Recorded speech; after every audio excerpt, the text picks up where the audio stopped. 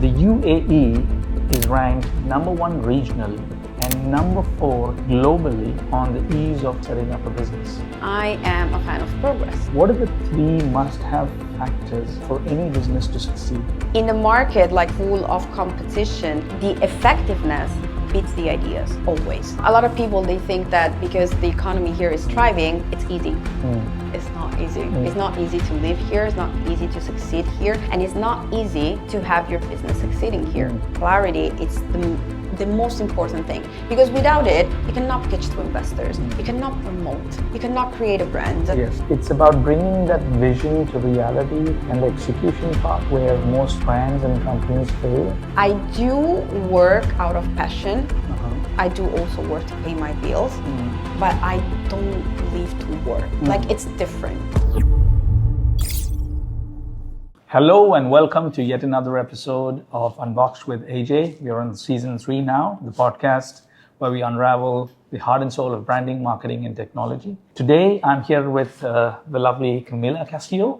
She's a powerhouse business strategist and a company setup expert who transforms bold ideas into thriving enterprises. She has a sharp eye for international expansion, company structuring, and strategic partnerships. She's the go-to expert for entrepreneurs looking to break boundaries. Camila thrives on tackling real-world business challenges head-on, helping brands unlock new levels of growth and success. Welcome to the show, Camila. Thank you. Thank you so much for having me. I would like to start off with some quite interesting facts about the UAE startup ecosystem. I'm sure you're familiar with some of them. The UAE is ranked number 1 regionally and number 4 globally on the ease of setting up a business.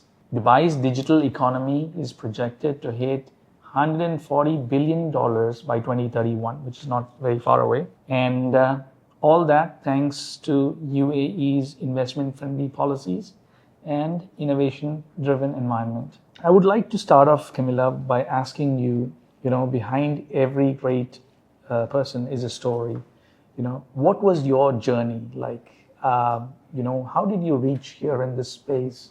What was your ambition, challenges, and opportunity when you got into this sphere of things? I always been in business development, even when I was in Italy. So basically, I was helping the company I was working for, I was helping them grow, right? So that was always the type of thing that I wanted to do, because you have every day a new challenge. It's very engaging. So when I came here after my first months in which I saw how this economy was and what was thriving, I knew that I had to be part of that, because I knew that I will have the chance to meet so many people, so many different entrepreneurs with different ideas. So that's when I realized that, okay, I need to be part of this dynamic environment, 100%. It's really amazing that you are following your passion.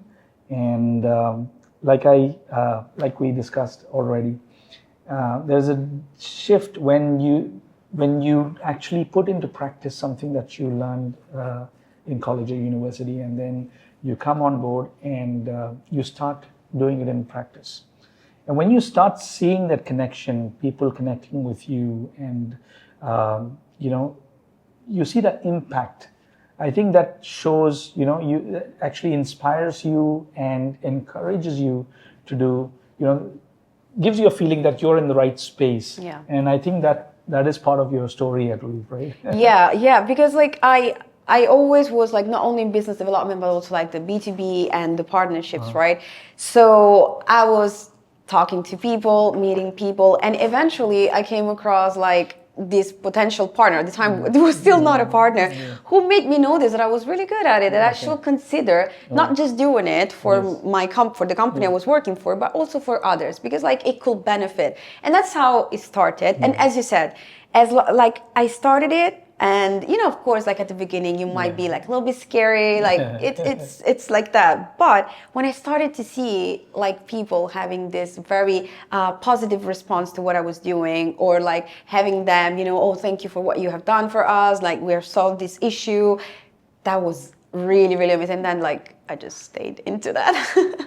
Camila, you're a business setup expert, and you've actually helped establish a platform not just to set up businesses, but also a platform to enable them to thrive and grow and empower them in different ways so that they achieve their goals quickly and effectively. In your view, working with these startups, what are the 3 must-have factors for any business to succeed? So the first one, it's clarity.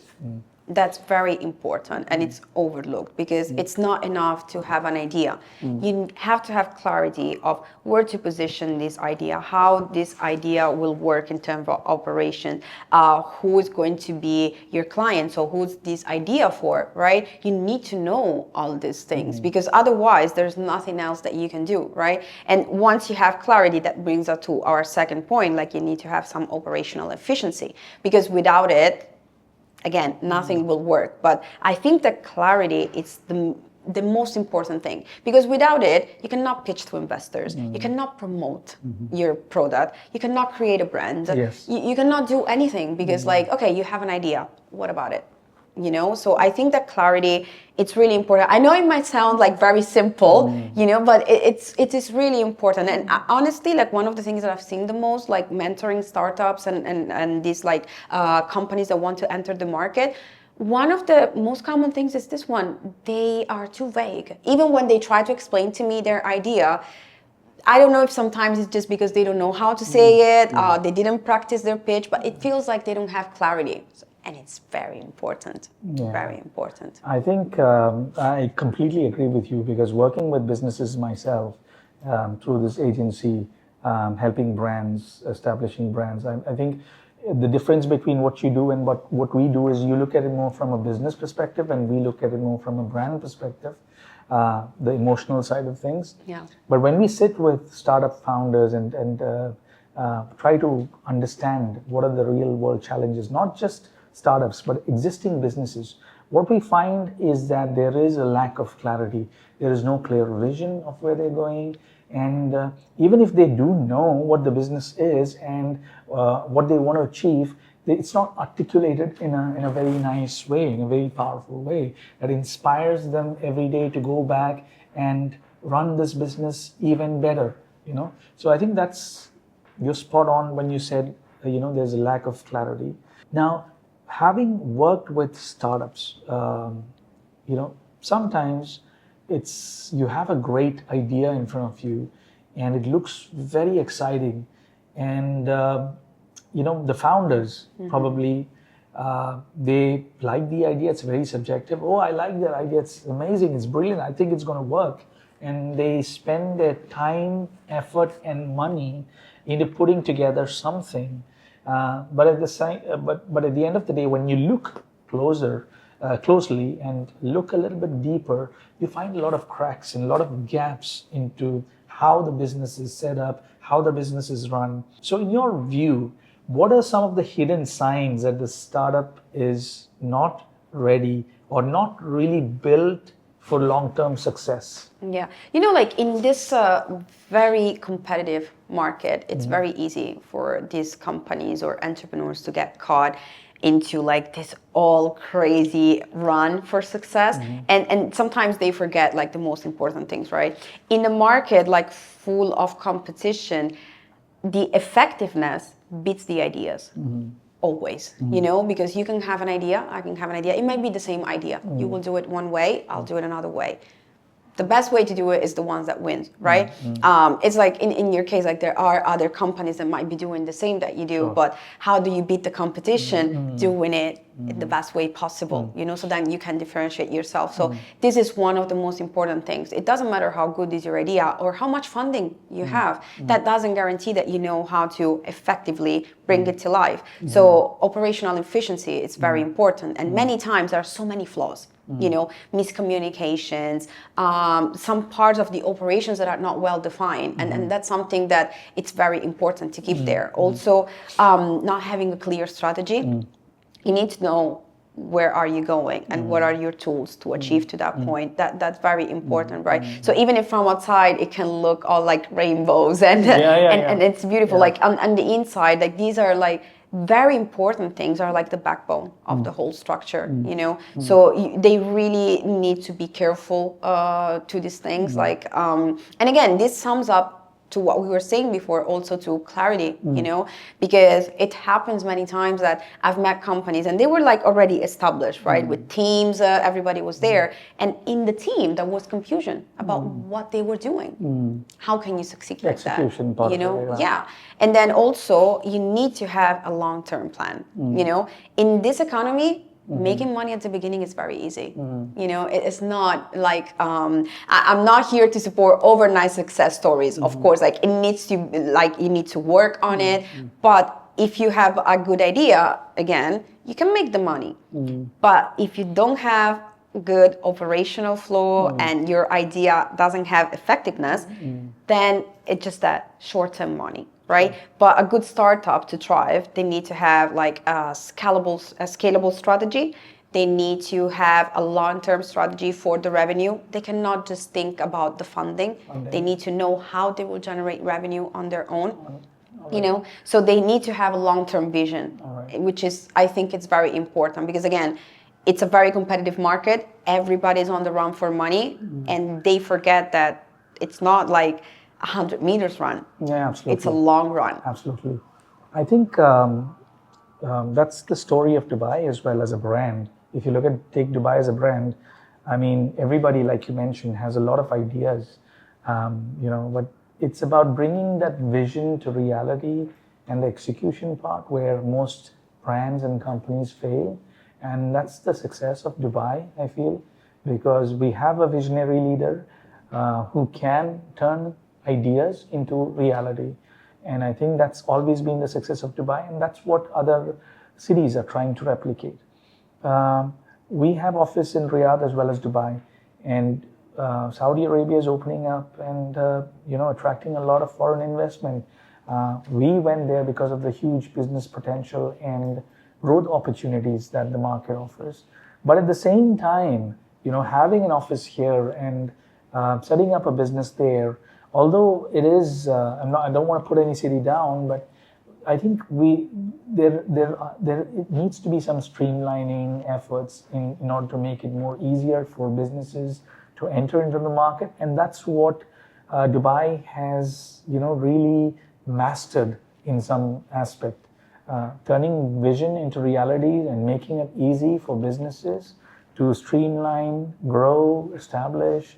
I mean, you name it, right? Yeah. So it's a heaven for actually startups. Yeah. And it was a long-term plan, even for Dubai. So when we look at UAE, when we talk about because you're established here, you work with clients in the local market. It's a great market, right? It offers tax benefits, easy setup, global investor access. But what are some of in your view, what are some of the myths about launching startups in the UAE that founders should know? You mentioned one already, which is you need to have a long-term plan. Yeah. Right? Anything else? You know, any other myths that new startup founders entering into the UAE market specifically needs to know? You know, like this is a very interesting question for me because it's actually like very related to the myths in general about Dubai, right? A lot of people, they think that because the economy here is thriving, it's easy. It's not easy. It's not easy to live here. It's not easy to succeed here. And it's not easy to have your business succeeding here, you know? And when we say, of course, like many processes are easy, establishing the company, the bureaucracy part, all that part, it's very easy. But again, everybody is coming here. True. So that cannot make it easy. So then competition is so high that makes it very hard. So coming here thinking, oh, I'll just open my company in Dubai and then it will succeed on its own. No, that's not going to happen. That's a very valid point that you're making, actually. You know? Because the market is very friendly to startups and investors, and we have a lot of businesses being set up on a daily basis. When you look at the competition, you have a lot of competitors in the market. Yeah. You have to compete with a lot of similar industries, similar brands. Exactly. And I think you need a proper plan for that. Yeah, you need to know, because it's also like if you're not prepared for it, then you will be shut down, but also like mentally, because you were thinking that it's going to be the easiest thing ever, and then you come here and it's not, you know. Another important thing is like they think that since it's again like a flourishing economy, the funders or like the investors, they're ready to invest in anything. That's not going to happen. It's not just because they have money, they're going to put it into your idea, because again, there is a line of people, tons of ideas, many of them ready to solve problems, like an idea that can actually solve a problem that it could be like on a urban planning level, on a social level. So it's not that, oh, I'll just go with a nice idea and they will fund me. Absolutely not. Again, all the things that we have discussed so far, they have to be part of your plan. Because it's not true that they will fund everything. I'll get to that, because that's a very interesting conversation to have. What do investors look for in a startup? But before that, in your LinkedIn, you've mentioned that startups thrive not despite rejection, but because of it. Because startups face a lot of rejections, failures. Can you share some real-world example of any of the startups that you worked on that faced rejection initially? But then, you help them pivot successfully into something, a different dimension. Yeah, I have helped recently a company, I cannot say the name, NDA. Okay. But it's a very interesting story because, again, the idea was good. It's in the fintech space. So it's something that nowadays, like, it's really, really out there in the spotlight. And it was about, like, payment service solutions, right? The idea was great. They also had, like, part of their operational part, like, completely sorted out, because they were also doing this, trying this at least, in other countries, right? So they were strong with that. Oh, we're doing this already. Now, what was the issue? That when they came here, they didn't know all the regulations. They didn't have the right partners. Like, their network was completely non-existent, right? So they just had an idea. They just have this MVP because, of course, they tried in other countries, and that's it. That's not enough to enter this new market, right? So, and they were not accessing any investors' funds because, again, like, you go to an investor or any potential person that can give you money, and you tell them the idea, right? But then they're like, okay, how will you surpass this issue? And you don't have an answer. What about this legal aspect? And you don't have an answer. You're not gonna get the money, and that's very easy. Like, why should I give you my money if you're not sure about what you're doing? So what we did was, first of all, we worked on a network. The reason being, it's because a lot of people misunderstand the importance of a partnership. Having a partnership doesn't mean that necessarily you will give me money, right? It's not that we make a partnership and you just have to give me clients that I can take money from, and the same is for you. Making partnerships is to enlarge your network, your presence, your branding, and your knowledge. So for a fintech company, the right thing to do was to cooperate with free zones, with CSPs, with banks like the national ones, the private ones, all of those businesses that will actually benefit from a product like that, so they can share the issues, what they need, things also about the legal aspects that they need to know, right? So starting from building the network, they were actually able to reshape their whole pitch, the idea, adding whenever things were needed to be added, and we managed to get seed funding. So so that was actually like really cool. And also, one of the things that I think that really helped is that they were ready to do whatever it takes to make it succeed. That's really important. The mindset is important. Yeah, right? exactly. The openness to make changes, not being rigid. To accept, possible. Because that can kill your business, I went there and I was like, guys, like this, you're never gonna get any funding. We need to change this, and that. It happens in the past many times that people actually reach out to me because they needed help, like in restructuring or changing like something like their operational flow, or maybe they needed some mentorship. Like, I don't know, what am I doing wrong, right? And then when you tell them, they refuse to accept it. Absolutely. Right? Absolutely. the idea of we always did it this way, you know, you know, being afraid of change in such a like dynamic world that we have today, in which adaptability is everything, that will kill your business. But in this case with them, they were ready for it. They're like, let's try everything. Let's try whatever we can do to, anyways, like, what's the worst thing that can happen? Absolutely. That they need to try another strategy. They were already at that point, right? But then eventually things went well. So hopefully now they're looking also to scale. Yeah, I think the willingness to accept change, like you said, leads to success, both not just in business but personally as well, right? I mean, it's understood. Everybody knows that. But again, you know, human beings, we are resistant to change. We don't like change. We like everything that is already running smoothly, and that's why people who take risk always succeed. Some succeed, some don't, but it's okay. They try again harder. So I think that's the mentality.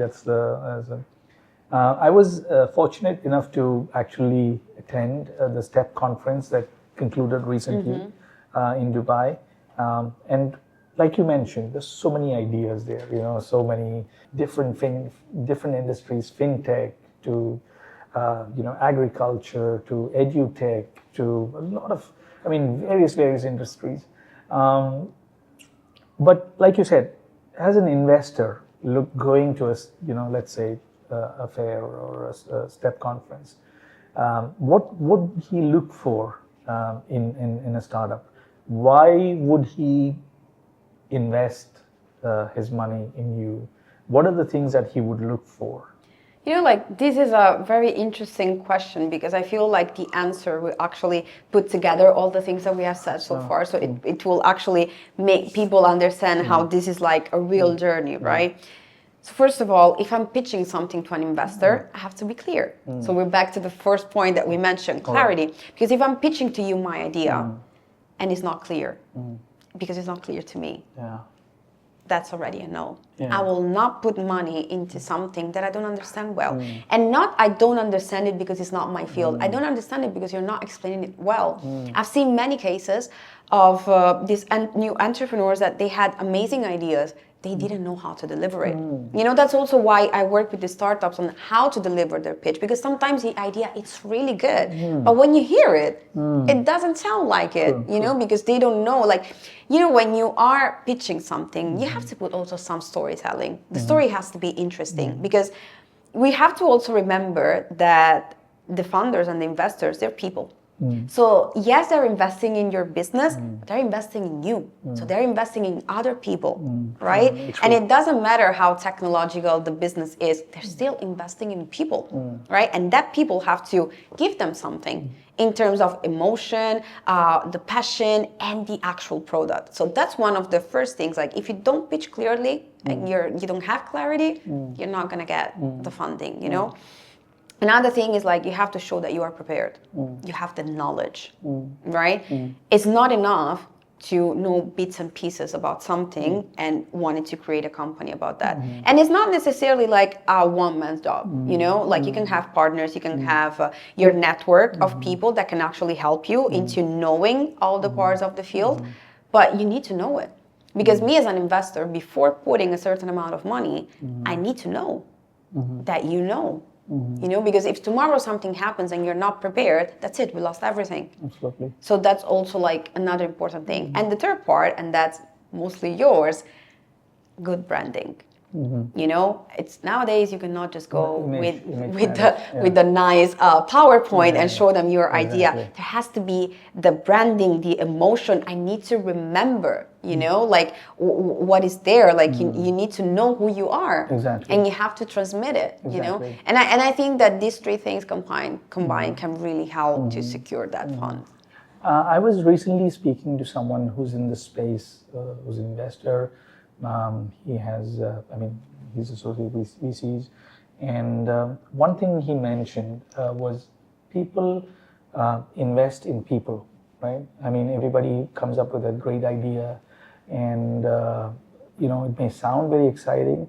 But again, if you're looking, potential investors also look for the founders or the potential of the actual people behind the brand. Yeah. So is that, in your opinion, does that matter?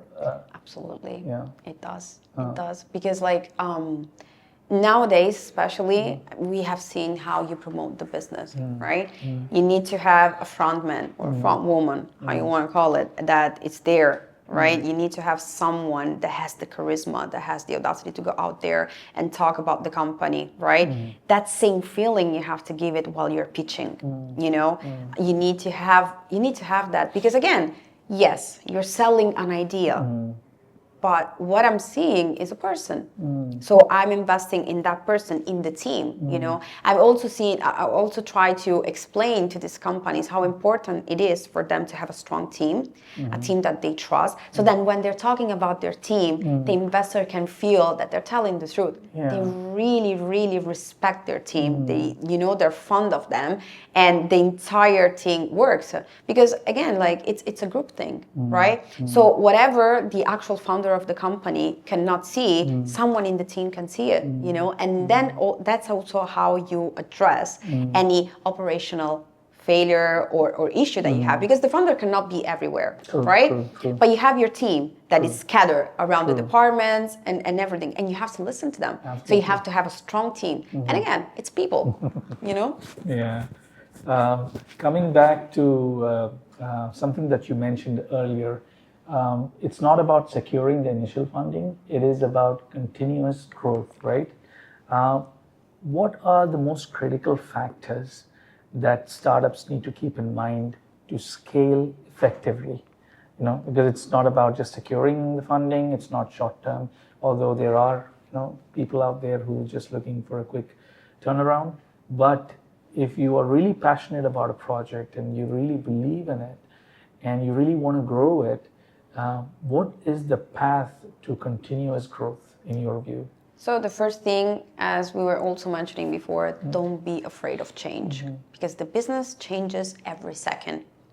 So you need to be changing with it. So you have to be aware of your surroundings at all time. You know, you need to know what's happening. You need to know what the others are doing. And it's not because you necessarily have to be consumed by competition. You need to know where the others are going. You know, they might have seen something that you haven't seen. You know, there's always a lot of information. Like many entrepreneurs, they don't understand that everywhere it's full of useful information for them. Let it be someone else's, like some leaders that are talking on their LinkedIn, a podcast. They can get all of this information because they need to know what's going on and they need to change with the environment. That's an important thing. The second thing is, like, whenever you're crafting your idea, your MVP, already at that stage, you have to think about the scalability of it. It's not something that you set up everything and then after you think on how to scale it. Absolutely not. It's something that has to come from the very beginning. That's one thing that investors look for as well, right? Yeah. You need to know from the very beginning, because it could be complicated for a product that has been already made to make it scalable, you know. And the same, it's for market expansion, you know. You need to have clear ideas, because you need to know pretty much that type of product where it can be something like attractive for the customer. But these are things that you need to know from the very beginning, you know. I'm not fond of the sentence, "we'll see later." No. You don't have to see it later. First of all, you don't know if later your startup will still be there. But actually, you need to know from the very beginning, you know, what you want to do. Also because it's very important for you to have a good financial planning. Because of course, like many startups, they're not able to secure income from customers right away. All they have is the money that comes from funding, and that can finish. So you need to have a good financial planning. How do you make it? If you decide all your steps way before. So you will know that you will have to make this expansion, you know, that your business eventually will have to change. You will have to add some operational flows, or maybe you have to add a new service, you know.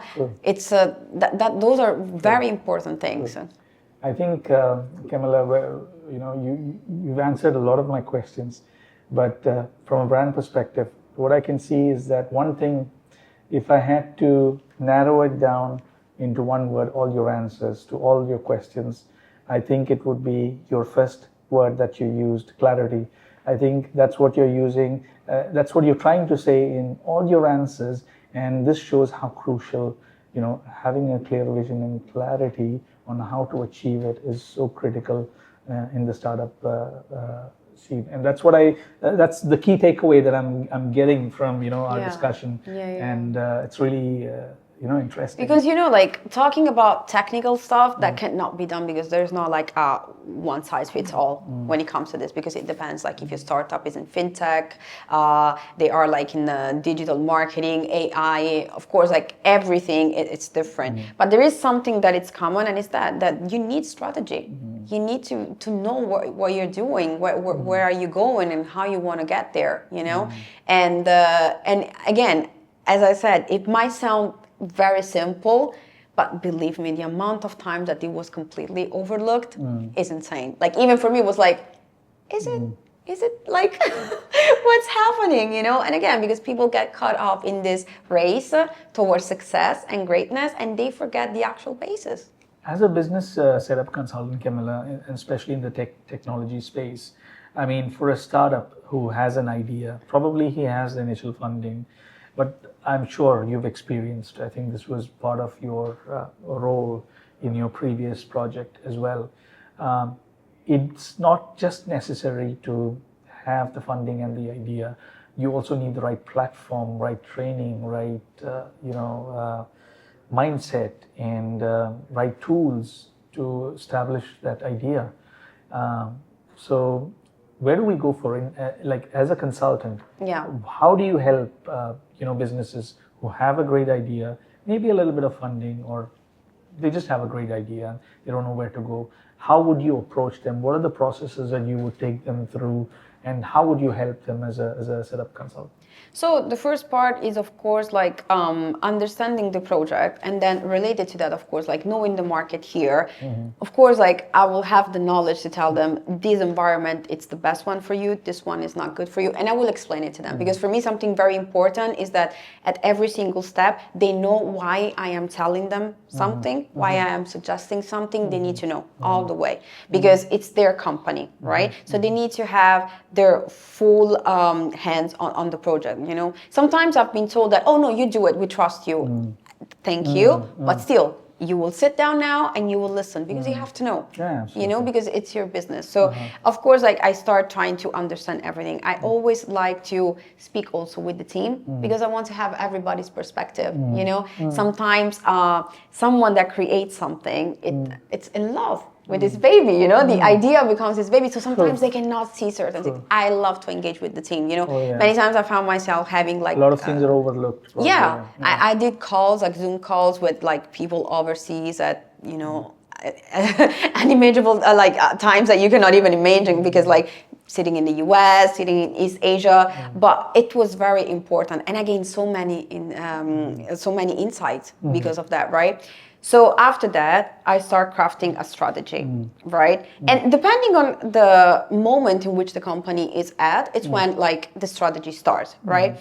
So the most common part usually when they come here is of course like the legal part. Which reasons is best, or maybe should I do mainly, like very basic, business setup. There's not even like an actual consultancy, just like suggesting them where to go. Once everything is done, is when we actually start moving. And that's the moment in which I love, because it's when I can call all the partners and cooperate.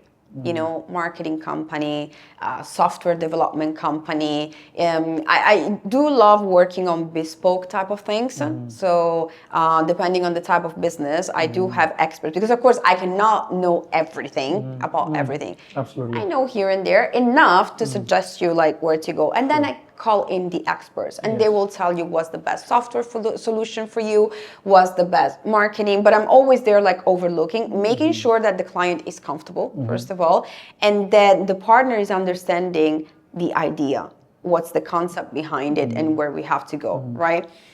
And then once we have decide all of this, and of course we know our target, our image, everything is really clear. We analyze again our product while we are analyzing the rest of the market. And we try to see if there is some gap in the market that we can actually solve at the moment, right?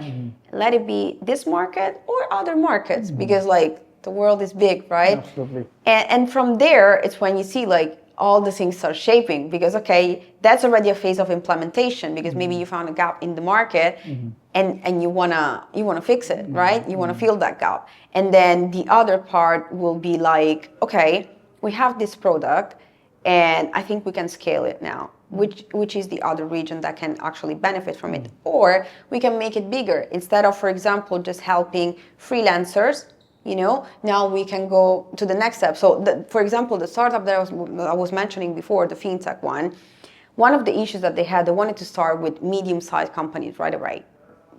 And that was not doable, and we took a step back and we went to the solopreneurs and the freelancers, right? So then it was an underserved category for that type of business, right? And they start thriving. Now, after that, we went back to it and we went to the medium-sized companies and the bigger international companies, All right. step by step. It's all about taking the right step at the right time, And I usually follow them all the way.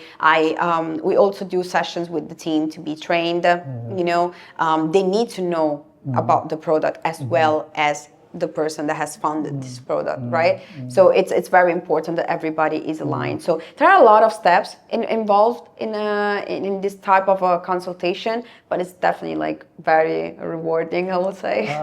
Camila, I mean, this brings me to my next question. Like an expat coming to the UAE, wanting to start up a business, and you go on Google, I want to set up a business, and you get, a list of first, second page, third page of Google, you set up business in UAE, and which free zone, which I think that's the maximum extent of what business setup companies here do. But when I hear you speak, what I feel is that as some part of your services is not just to help companies set up, but it's actually to enable and empower them to grow, right? Yeah. Not just setting up a business, because that's easy. That's the easy part, right? Yeah. And I think that's where you add value. You add value to the whole scenario, right? Yeah.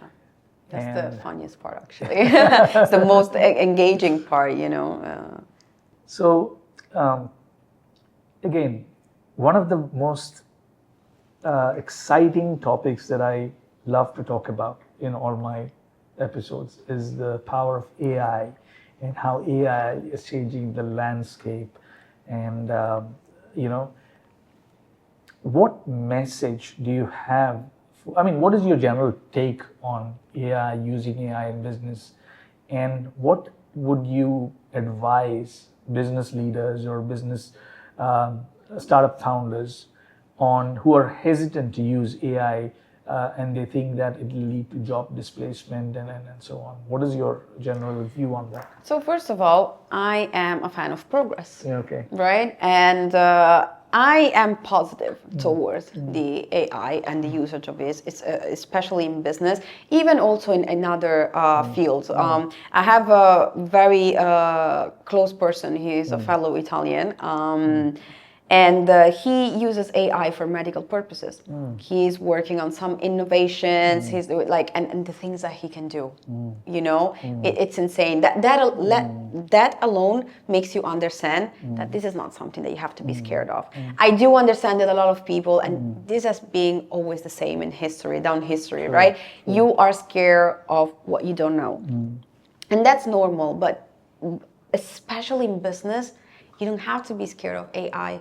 You have to be scared of someone that knows how to use AI, because that's the person that will take your job. Because again, AI needs someone. Absolutely. It needs to be trained. It needs to be coded, right? Someone that knows how to use AI or is not afraid of AI, that's the person that will take your job. AI is actually an amazing tool because it can boost productivity. You don't need to fire people. But that same person maintaining a work-life balance and not being overwhelmed with work can really, really produce so much more. Absolutely. And this is great also like for freelancers, people that it's riding solo in business. With the help of AI, they can really implement what they're doing. So if before they could work at, let's say, 40, 50%, because you cannot do everything, with the power of AI, you can do so much more, So just don't be afraid of it. I think this is exactly the same kind of conversation I was having with my previous guest as well. And it all boils down to who's using the AI. I mean, you talked about your friend who's using it in the medical space, right? The way he uses AI would be different from as opposed to if I'm using it just to find out something medical, right? Yeah. Because he has the background knowledge, he knows how to use it, he knows how to put that, absorb that information that you're getting out of AI, as opposed to similarly, like if I want to use AI, if I want to start a business, probably I'll go to ChatGPT and ask how do I set up a business in UAE, what are the factors, blah blah blah blah. But if I don't know anything about the whole process, I would just take this information and it would not be as helpful as if you used it for something, business setup, but in a different way. Yeah. That information is much more powerful, much more effective when you use it, because you have that background and knowledge and experience to absorb that knowledge and make it more meaningful, as opposed to someone who's not in that space using AI. Exactly. And so they cannot steal your job, And I think that also one of the things that kind of let people be a little bit scared about AI, because I was having this conversation with I have this client. He's very old-fashioned in business, right? Where I'm trying to modernize his company, and he was referring to some post that he has seen on Facebook, right? Okay. That he was liking that picture, and then his grandchild told him, "This is AI. This is not real," and he was like, I got scared right away. I was like, why were you scared? Because I thought that was real. And I was like, do you really think that whatever you see on media is real? You don't need the use of AI to make it like that, Good point, and actually that could be a push for all the people to know a little bit more, so that no one can be, is that AI? Is that not AI? Because maybe if you know about that particular topic, you will know that picture could never be real, True. So maybe it can be a push also for some extra knowledge. True. Quite interesting insights, actually. I mean, that was like all over. That were like in my country, they did it a lot with politicians. They from different fractions, and they will make these pictures about them like hugging or going out for drinks, And there was a lot of people who thought that they were real. Actually, sitting with you today was quite interesting and insightful. Before I let you go, Camila, I just want to know that, from what I understand, you're a person who loves challenges. When you're pushed against the wall, you like to fight back, and and that's the moment you thrive, if I understand correctly about you. How do you personally manage time between the various roles that you currently have? And because I know it's not easy when you're doing a lot of things, when you're talking to startup founders, when you're trying to put things together, when you have different challenges, both personally and professionally. How do you maintain that work-life balance? Do you have a structured approach to how you go about the day, or you just take it as it comes along? There is one thing that I've learned, in time. Whenever you hear this podcast about life, or you read books about personal relationships or love relationships, one of the first things that they usually tell you is to have a healthy relationship, you have to have boundaries. That's the same in business. I have boundaries. I do work out of passion. I do also work to pay my bills. But I don't live to work. It's different, although this is my passion, I don't let it take away my entire life. And I'm talking especially on a mental level. I put boundaries, especially in business, you usually want to take control over everything. You can't. There are many things that you cannot control, and you cannot beat your head over it, because sometimes things go bad. And it happens. It's normal in every aspect of your life, not only business, right? And not always you can control things. So there you have two options. It's either you put that boundary, you set that line, and you be like, okay, but this stays in my business life. Now I'll go home and I'll live my life. Or you just mix the two things, you'll burn out, and you'll be done in like, you know, a blink of an eye. So I think that boundaries are the most important thing, you know. Also, time management. I know it sounds pretty basic, but time management can really be a good thing. And by time management, I say understand where you work best. You know, I'm not a fan of that, you know, oh, everybody has to wake up at 5 a.m. I cannot. I'm not able to do that. At night, my brains work 10 times faster, you know, like in the evening or anything. Find what works best for you and push on it. And you will see that your time management will be so much better. You know, there is not a recipe that is good for everybody. True. Everyone is different, you know. So I think that, like, if you put the right boundaries and you know how to manage your time in your own way, then this is exactly what we were discussing with my previous guest as well, and we were making the point that everybody has a different makeup, right? Yeah. They thrive differently. They have different, time zones. Some are more active in the morning, some are more active in the evening. Yeah. And this is what I love about what I'm doing right now. You know, when I speak to different people, I get different perspectives on life, not just the professional side of things, as well as the personal life side of things. And I think this is what adds value to the listeners, you know, who really want to understand, because I'm sure everybody has this question at the end of the day. Yeah. And there are numerous books out there, numerous YouTube channels, YouTube videos. I mean, there's so many resources out there that gives you different take on different things. But at the end of the day, it's your personal makeup, you know, what works best for you. Yeah. That is what you need to follow, and it's a great insight. Yeah, I mean, I'm always of the idea that you have to work smarter and not harder. You know, even because, like, it's so sad to see that there is sometimes maybe you're very successful in your business and in your career, but you're not able to enjoy that.